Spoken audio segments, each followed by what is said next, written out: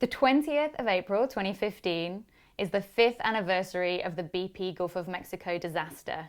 Now, we all remember that moment when the spill was happening and it was spewing out into the Gulf of Mexico Ocean. And we probably all remember those images on news flashes and on TV screens of that sort of splurge of oil coming out from the seabed. But what do we know now that we didn't know then, while the spill was still happening, while the crisis was still in its big kind of dramatic moment? Well, we know that the BP Gulf of Mexico disaster was the biggest accidental oil spill in history. We know that the chemical core exit that was used as a dispersant has been toxic and has really harmed human health of the people who live along the Gulf Coast states. And we know that people's lives and livelihoods have been affected basically forever. That the ecologies along the coast have been changed forever.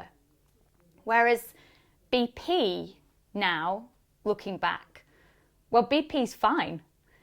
BP, it paid out lots in compensation, fine. It faced the largest criminal charges in US history, it was fine. And people thought at the time that maybe the company would collapse because the share value had suffered so much. But now, profits are up and BP's fine. So BP kind of got away with it. And how did it get away with it?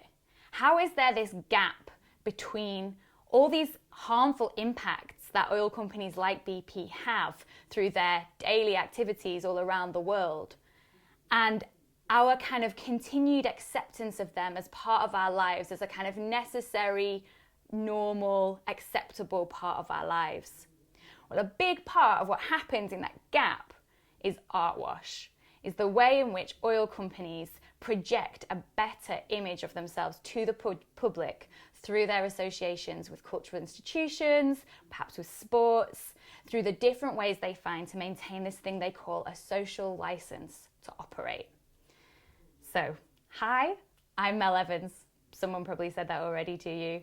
My book Artwash is coming out this year on the 20th of April 2015, the 5th anniversary of the BP Gulf of Mexico disaster. And what Artwash looks at is exactly that process, the ways in which oil companies around the world are using the arts to better their public image in order to maintain their profitability and their ongoing success as companies, despite the fact that there's massive criticism for their activities wherever they operate. So, at the start of the BP Gulf of Mexico spill, we saw Artwash in action at Tate in its most sort of perfect form. We saw Tate in 2010 hold its annual summer party, but that year it chose to celebrate 20 years of BP sponsorship of the set of art galleries across the UK. And it had this party where different people were attending, different kind of elites. You had a Duran Duran musician, you had a Marquess of Bath, you had the Bottomleys there. There were a kind of high elites who attended this party, all in celebration of BP, while the spill was ongoing across the Atlantic Ocean. And at that party, there were a few of us who'd managed to find ourselves a way in because we thought that it wasn't quite right that Tate was being so insensitive to the ongoing disaster in celebrating BP. And so myself and another woman entered the party and went right upstairs to the champagne reception where all the guests were gathered. And we'd gone in these big, flowery bouffant dresses. We'd carried 10 litres of molasses beneath our skirts. As we entered, we walked slowly so they didn't sway too much, and a few people glanced over. Why are they wearing matches dresses? Why are they walking so slowly? We made it to the centre of the party and we spilled the oil across the floor of the gallery.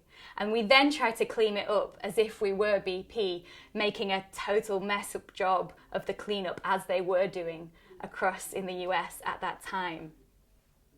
So since that moment and since that performance, I've been involved in making different performance interventions with Liberate Tate.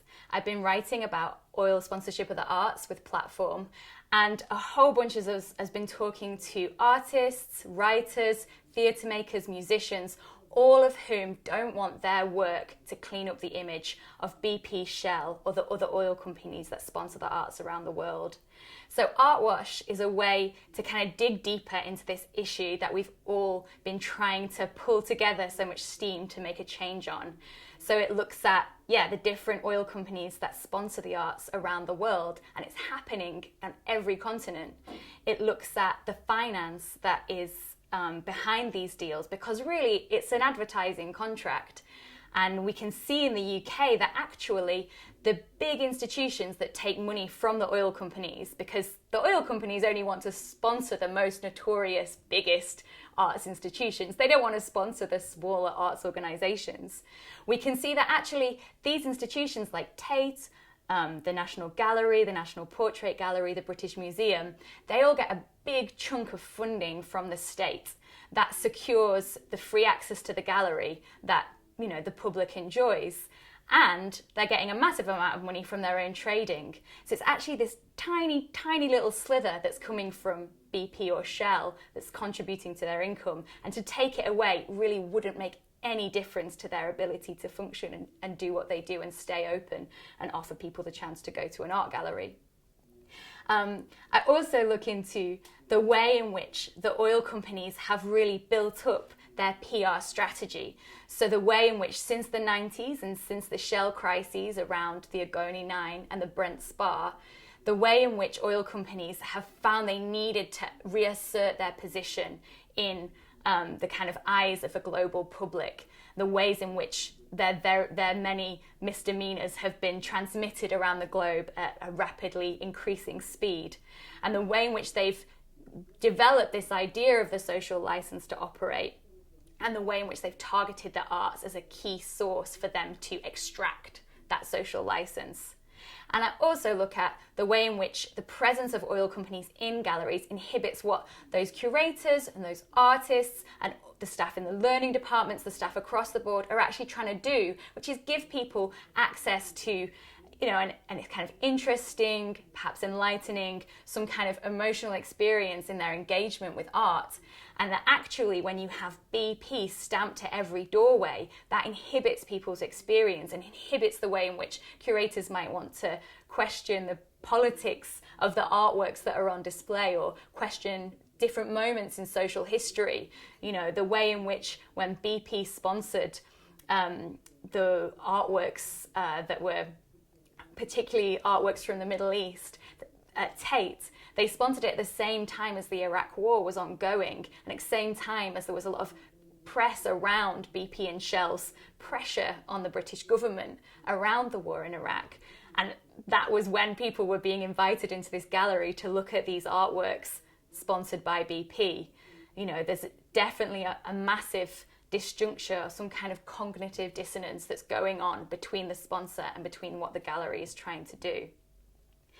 And also the fact that we've seen changes like this before. We've seen the way in which tobacco has been forced out of arts and sports sponsorships. We've seen the way in which arms sponsorships from arms dealers or arms manufacturers is becoming increasingly marginalised. And all that's down to massive groups of people and members and artists and staff all speaking out. So right now we've seen Margaret Atwood and Emma Thompson and other really notorious figures speak out about oil sponsorship of the arts in the UK and around the world. And we've also seen all these groups emerge of artists who are making performance interventions. So in the UK, there's loads of groups. There's Liberate Tate, there's BP or Not BP, there's Shell Out Sounds. There's groups in Norway, in Brazil, in the US, in Canada, all of whom are making performance interventions in gallery spaces to make a change on oil sponsorship. And in that way, it's kind of a new form of institutional critique that's emerging right now on this issue. So the Artwash is coming out on the 20th of April 2015, and 2015 is a big year because we think that this is probably the decision-making year for a lot of institutions on this issue. The ones that have sponsorship from BP are Tate, British Museum, the Royal Opera House and the National Portrait Gallery, and that contract is almost up. So now is really the time to give it a good kick. It's important that we get oil out of our galleries right now, because as the pressure of climate change mounts, we need these spaces of creativity and reflection to be ones where we can think about the position of oil in our cultures. And we can't do that when oil sponsors are right there in the gallery with us, restricting the way that we look at this and imagine this situation and the future. So read Artwash when it comes out. Get in touch if you want to organise any events with us. Join any of the groups who are doing stuff around oil sponsorship of the arts. The tables are ready to turn on this issue. We just need to give them a good shove. Thanks. Bye.